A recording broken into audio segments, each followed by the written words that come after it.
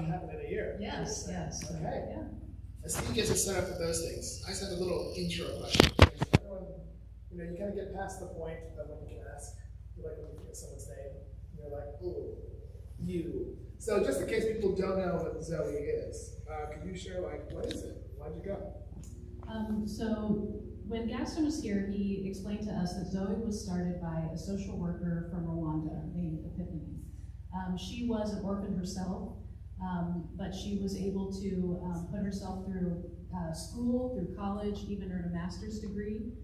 She became a teacher and then a social worker. And then in 1994, when the genocide happened in Rwanda, there were 800,000 orphans within a matter of months.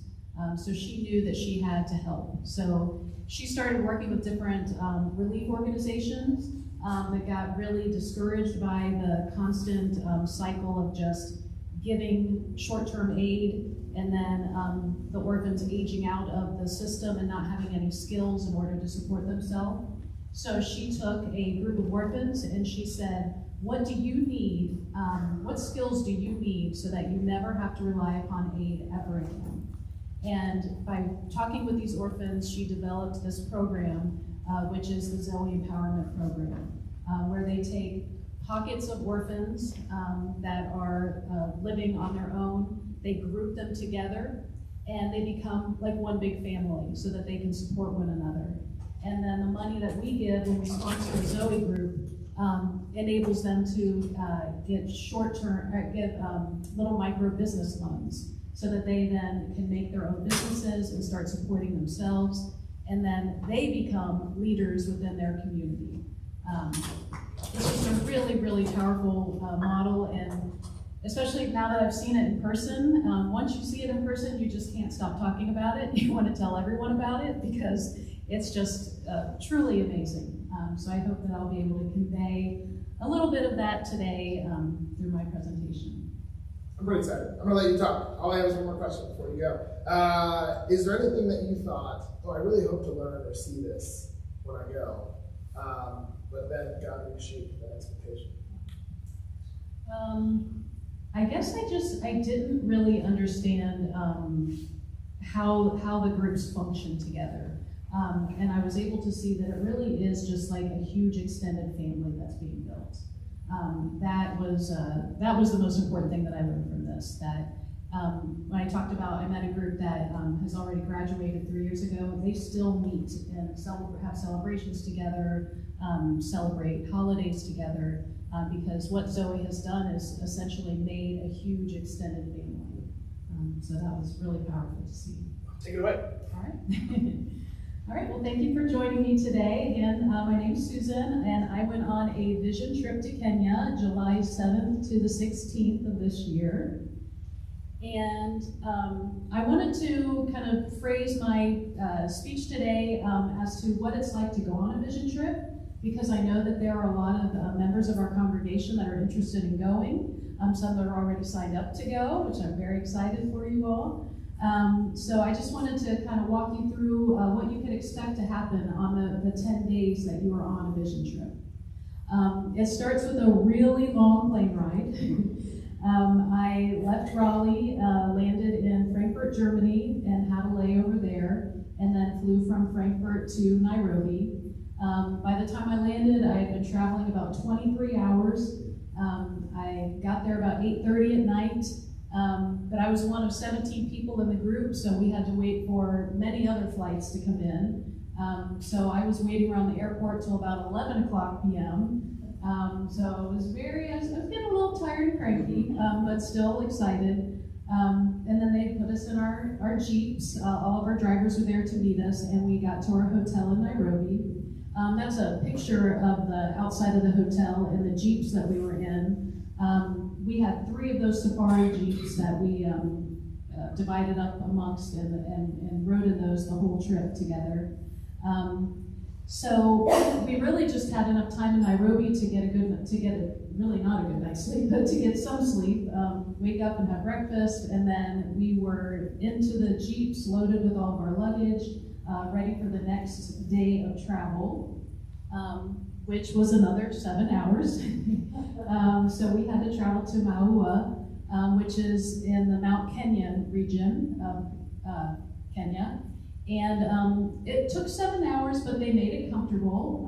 We got to do some little stops along the way. We stopped at a curio shop, which is a really big souvenir store. They had anything you could possibly want to buy. We also stopped for a delicious lunch where they also had monkeys. You can see me feeding the monkey right there. I was really excited about that. We also passed the equator, so that was really awesome. And our drivers even pulled alongside the road because there were elephants. So I got to see elephants my first day. So that was very exciting. And I included the picture of the man walking with the sheep and the cattle because on that 7-hour drive, I kept watching, just watching out the windows of the Jeep and just watching the landscape change. But one thing that never changed was that there was always a stream of animals. There were always animals grazing along the road. And even if it was a busy highway, from busy highways to little country roads. And so I asked George, our driver, I said, why is that? Isn't that dangerous to have the animals this close to the road? And he said, well, the land in Kenya is owned by the very few rich. So most people have no land at all. So they have to take their livestock and graze along the road. So they just do that during the day. So when you go to Kenya, you will constantly see a stream of animals roaming alongside the road, even the highways. Once we got to Maua, we checked into our hotel, which was our home base, and then the next morning we went to the Kenya headquarters of Zoe and Powers. And that's where we met Reagan, who is Gaston's Southern Hemisphere counterpart. So he runs Zoe in Kenya and the other countries in Africa. And we also got to meet the social workers and the administrative staff that work there. They really just explained the program in even more depth so that we could understand it. The social workers talked about the jobs that they do. Some of them are in charge of teaching health and hygiene. Some are in charge of teaching the children about their rights and who they can go to when their rights are being violated. Some are in charge of the vocational training. So they just really told us about the different jobs that they do. And the one thing that I thought was so interesting is that there's only one social worker per 1,000 children. And the reason for that is that because they always want it to be youth-led. They always want the program to be youth-led. They don't want the adults to ever take charge, and they don't want the youth to ever depend upon the adults. And two really innovative things that came out of this that the youth came up with, one was called table banking, and the other is merry-go-round giving. And table banking is when the youth start to make some money. They all will set aside a little bit of money from their profits and put it into a table bank.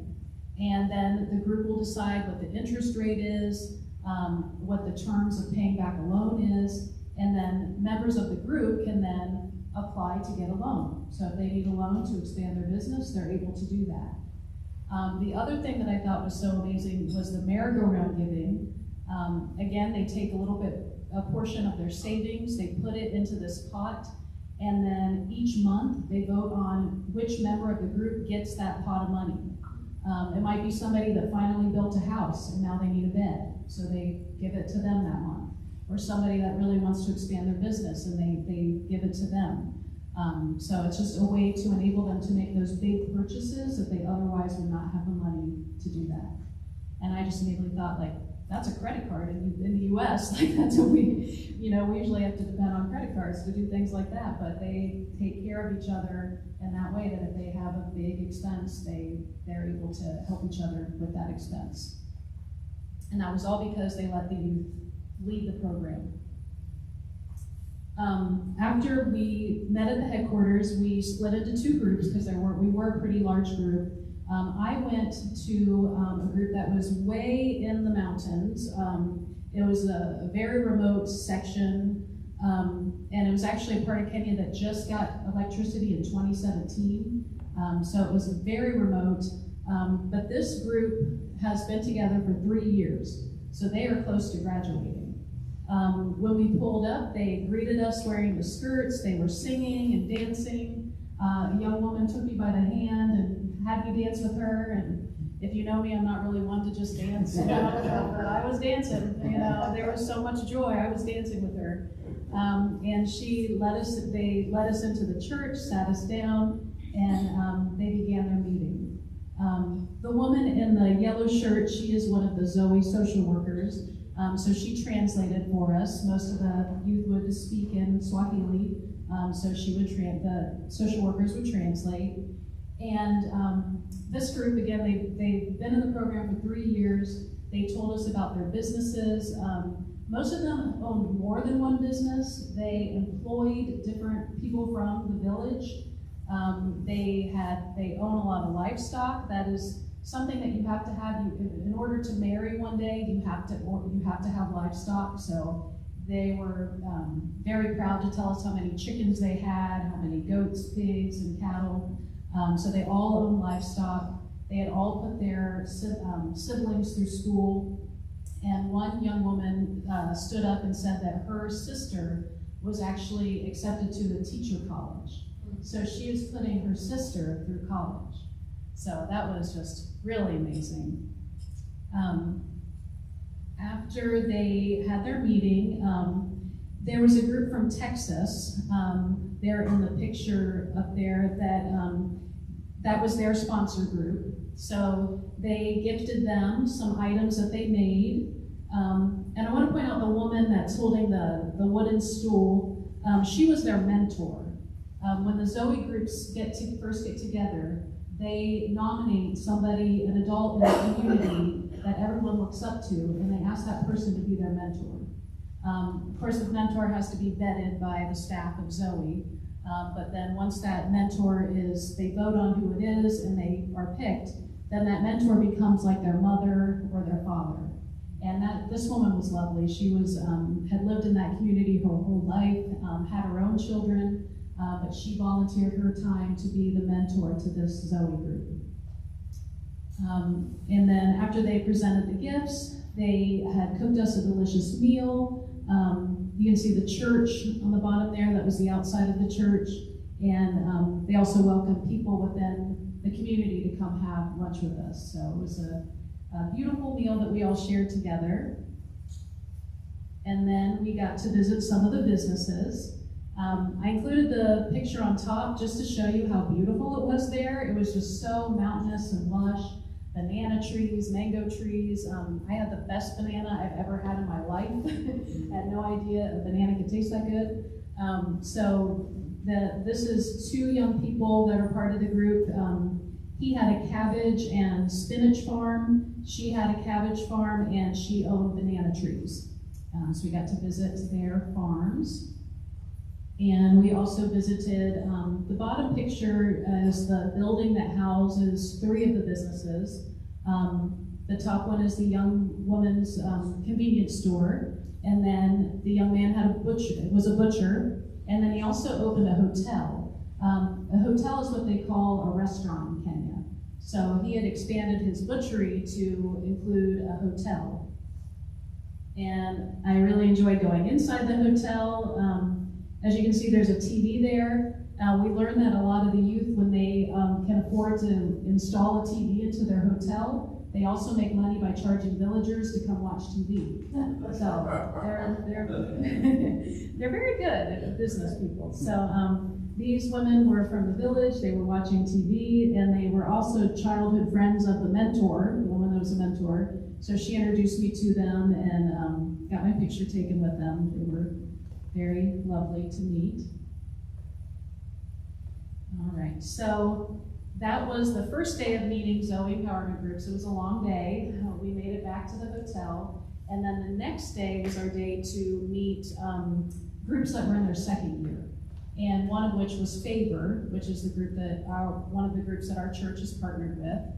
So I, of course, went with the group that met Favor. And when we went to meet them, they greeted us with a song. So I have a little video clip. I think I need to press play to do it.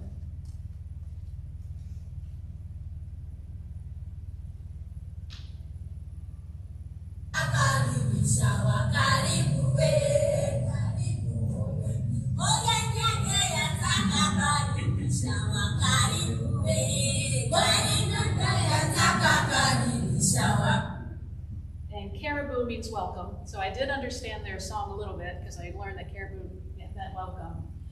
The other thing that was special about meeting them, it was a Saturday, so their siblings were not at school. So we got to actually meet their siblings, and the siblings had a song that they shared.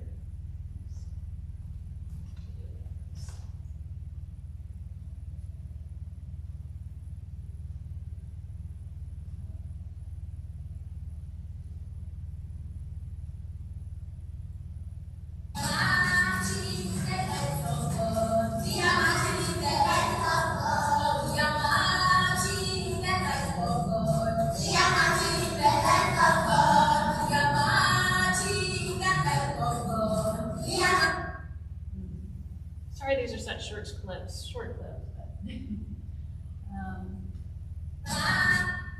And then the meeting started, and I wanted to show these 3 pictures because it illustrates the groups not only have a mentor, but they choose a secretary, who is the woman in the white shirt, a preacher, who the woman in the blue dress is the preacher, and then a chairperson, which is the young man in the red shirt. The preacher did a Bible lesson and led prayer, praise and worship. The chairperson, he was in charge of introducing everybody and kind of keeping the meeting rolling, keeping the itinerary going. And the secretary, she had a journal that she had kept track of all of the accomplishments that they had, that all of the group had attained, all of the trainings that they had finished, and just information about their businesses. So they all presented for us, and the preacher led a praise and worship song that I have a little video of.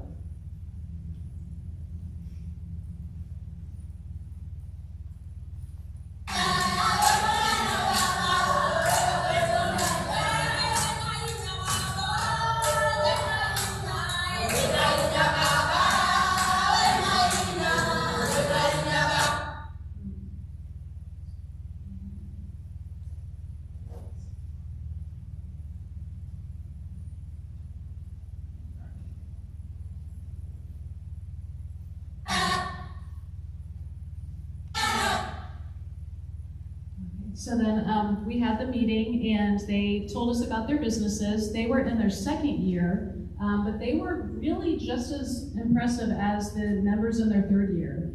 They already had businesses that they were making profits. Some of them were already training people within the community that needed help.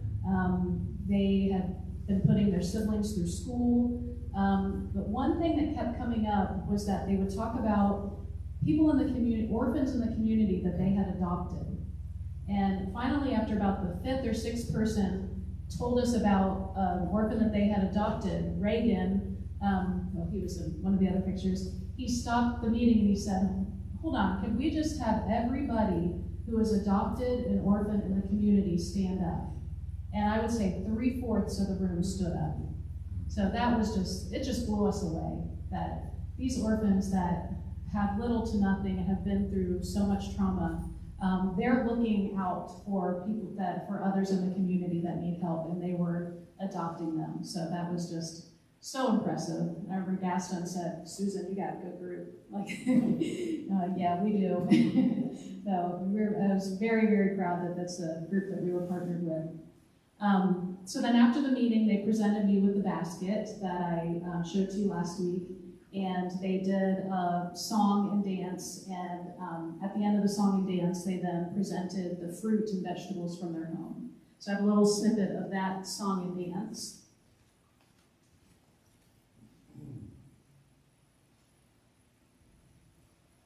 It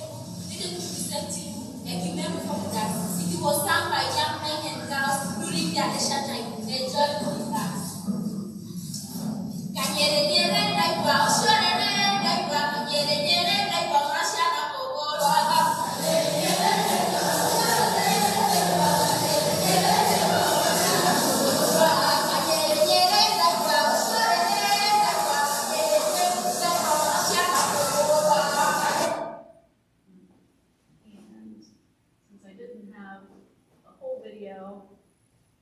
I did have some pictures from the video, just showing them doing the dance. So again, after the dance was finished, they all presented fruit and vegetables. So that's that bottom picture. We had to put chairs, 2 chairs to collect all of the fruits and vegetables. And then I was able to get my picture taken with that group. And I just want to say, when we first walked onto the church grounds, Gaston said, "Oh, I remember this place. I remember this church." He was there 2 years ago when this group was formed. And he said it was actually a really devastating day because there were so many youth that showed up, but they only had enough money to form 5 groups, when really they could have formed 25. So he said it was just a really devastating for the social workers, for everyone involved, that they had to turn away so many children.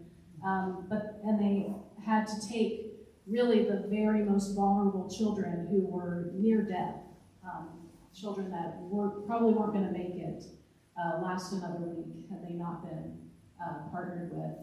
And Favor was one of those groups. So just look at them. In 2 years, just these children that were near death, and then in 2 years they are healthy, happy, and running businesses and taking care of their siblings. So it was a very sad story, but also just amazing to see the progress that they've made in 2 years.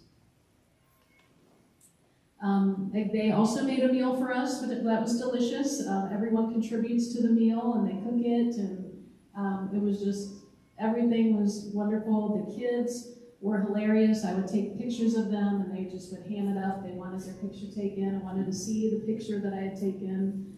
So we had a lot of fun talking with their siblings. And then we got to go into the town to look at some of their businesses. The woman that was a preacher, she had a convenience store. Another young woman had a shoe store. The woman at the salon, at the lunch, she said, "I have to go, I have an appointment. I have someone I have to do their hair." So she had to run back to the salon because she had someone waiting. Also, the chairperson showed us his dream chart. The dream chart is something that they make when they first join Zoe so that they can keep their dream close to them. A lot of them keep them in their Bibles, or they put them on their walls of their bedroom. And he was showing us that his dream, he is a welder. He's taken the vocational training to be a welder. And his dream is to one day not only have a shop, but also have a school within the shop so that he can teach others how to weld. And then I put the picture on the bottom. Really, it's hard to see from far away, but it was just so evident how professional and the Zoe members' businesses looked compared to the businesses that were in the markets. Like there's a stall there where the woman is selling shoes, and it's just kind of disheveled and a mess. But then look at this young lady, her business selling shoes. So they received business training from the social workers, and it really shows. They've got very professional-looking businesses, and they think about where they want to place their business to make sure that they're getting to the right spot. Yeah. You could show us like 500 more slides, but then they would all miss church. What happened with this church? And I'd be in trouble, so I like it. So, no. Well, there's so much more to see, too. But I have a few questions, a few of which I think are like really appropriate. We'll give them a few minutes to ask questions as well. But is there anything you saw or witnessed that for you felt like, oh gosh, this really changes my understanding of the difference between short-term charity versus like empowering people? Yeah, it would be the chairman. When he told a story about seeing a young boy in the village that had no food and was begging, he found out the boy's story that he had lost the job that he had traveled 4 hours to come to, but couldn't get back to his village because his parents had passed away and he had no money. Instead of this young man giving him money to just send him home, he gave him room and board and taught him to be a welder, and then gave him money to go back to be a welder. So it's like he was using the Zoe model that had been used for him. So, yeah. Can you tell us a little bit about what we're getting Emma? I can. So I'm going to fast forward to her. there's a safari. You do get to go on a safari. Before we went on the safari, we got to meet a group that had just been put together in July. So they've only been together a month. And I got to hear Emma's story. She's 16 years old. She lost her parents when she was 10, and she was in charge of her younger sister. She tried to get jobs, but she was too weak to get good paying jobs. And the jobs that she could get, they only paid her in very little food, so she had to start begging. And as a result, she was ridiculed in the community for being a beggar. And her sister couldn't take it anymore. She ran away, went to go live with an aunt. So Emma then tried to go find the sister, traveled for 3 days on foot, sleeping in fields, never found her sister, and ended up in this village where they ended up recruiting Zoe members. So she said that she is at least thankful that she is no longer alone, that she's with the Zoe group, and her dream is to someday own a store. And one thing I keep coming back to is that her group, she has a group, but they don't have a sponsor yet. So Zoe Empowers is footing the bill for right now, but her group really needs a sponsor. And I just keep coming back to the fact that I really want to raise the money so that Emma's group can be sponsored. And so if you are interested in helping me do that, if you want to meet with me either after today, after my speech today, or get in touch with me later, but I really feel a calling to partner with Emma's group, and we could call her group Friends of Sonia Carter. I would love to do that. So if you're interested in doing that, just let me know. And maybe just one last question, and then feel free if you guys have any.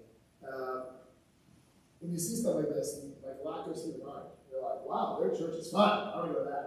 Or, wow, they're like so industrious or so whatever. But especially for us, it's important to remember they're people made by God in a place that God already is. He's already there. He's at work. And so when you think about your trip there and the Lord taking you there, like you picked to go, but He can put you in a really different world He wants, and then He wants to put you in this group. Is there anything that you feel like you learned that you couldn't have learned here?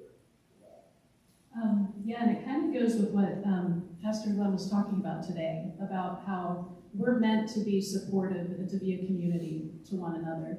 And it was so evident there. Those orphans that were adopting orphans, they saw the needs in their community and they acted upon it without ever, second guessing it.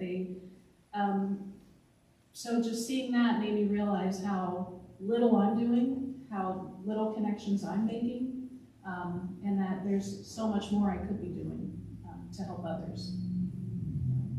So some of you have gone to church, some of you have not. So we can get you to church on time. We have time for maybe 2 questions to get out of it. Ooh, 1 and 2, here we go. I'm just curious about the ones who farm and how they have land to do that. Where does the land come from? Through the money that Zoe gives them, they're able to rent farmland. Okay. Yeah. And then some through their profits, they do have the goal of buying their own land. Some in their 3rd year or past their 3rd year, they do earn enough that they can buy their own plots of land. But they do start out by renting. I had a question.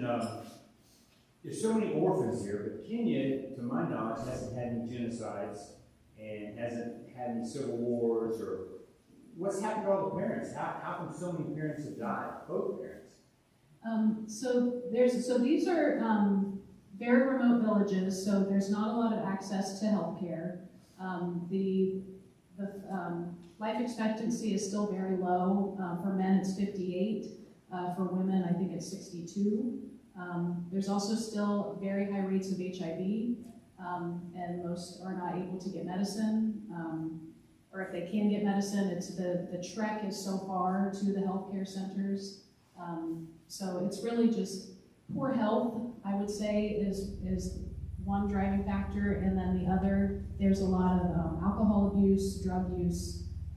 Some of the orphans, one girl that we met, and the other partner group that we have, Peace, Her father was an alcoholic and used to abuse them, and they were able to get away from him. So some of them are orphans just because of abuse. It's like most things in life, no matter where you are, there's beauty mixed in with ashes. So there's really beautiful things, and at the same time, there's really devastating things. So at every time, there's no better way than we'll just pray. But Susan would love to share like any way you can get involved and do things. And if you haven't come to church, we'd love your help here. We're going to turn this room over as well. So let's pray. Lord, we just thank you that you're always at work. That, as Glenn preached, you're a God that even in the first pages of the Bible we see one thing you do is you work hard. You do a lot of things. And so would you highlight for us, what is the good work that you want us to do? Whether it's here, whether it's across the world, whether it's a relationship or it's a task. Would you bring it to mind? I'm going to pray specifically right now for Emma. We ask you to bless her and you to highlight her and show her favor. And I pray for anyone here who feels a little bit of a stirring or restlessness to go. Lord, would you just make that apparent? Would you line up all the lights so that we green lights all the way? Thank you, Lord. In Jesus' name. Amen. Amen. Thanks, Susan. Yeah, thank you.